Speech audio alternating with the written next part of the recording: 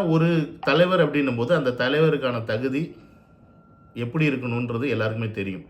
இப்போ விஜய் அவர்கள் ஒரு ஸ்கூலை திறந்ததுக்கு இந்த பன்னாட பரதேசி இங்கெல்லாம் உட்காந்து ஏகப்பட்ட விவாதம் பண்ணிட்டு இருந்தாங்க.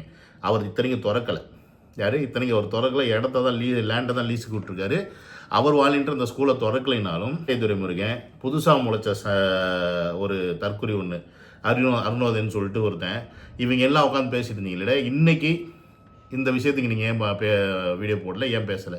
இப்போ அருணோதயன்ட்ட கேட்குறேன், தமிழ் தேசியத்தை பற்றி யாராவது தப்பாக பேசினா, தமிழ் தேசியத்தை பற்றி யாராவது குறை சொன்னால் நான் உடனே அவங்கள தாக்குவேன்னு சொல்லி நீ வந்தையில், தமிழ் தேசியத்தை எடுத்து பேசி வந்தவன் தானே நாம் தமிழர் சீமான். அது இவ்வளோ பெரிய ஒரு குற்றச்சாட்டை ஒரு ஜட்ஜு ஒரு தலைவர் மேலே சந்தேகப்பட்டு வச்சிருக்காரு அப்படின்னா, அவங்க போட்ட கேஸை க்ளோஸ் பண்ண முடியாதுன்னா, அப்போ அந்த தலைவர் எந்த அளவுக்கு உத்தமராக இருந்திருப்பார் அப்படின்ற விஷயத்தை நீங்கள் பார்க்கணும். ஒன்றா இருந்ததுக்கான காதல் முகாந்திரம் இல்லை. இதில் ஒன்லி மிரட்டப்பட்டு தான் அந்த பொண்ணு இவர் கூட இருந்ததுக்கான முகாந்திரம் தான் அதிகமாக தெரியுதே ஒழிய காதல் இல்லை.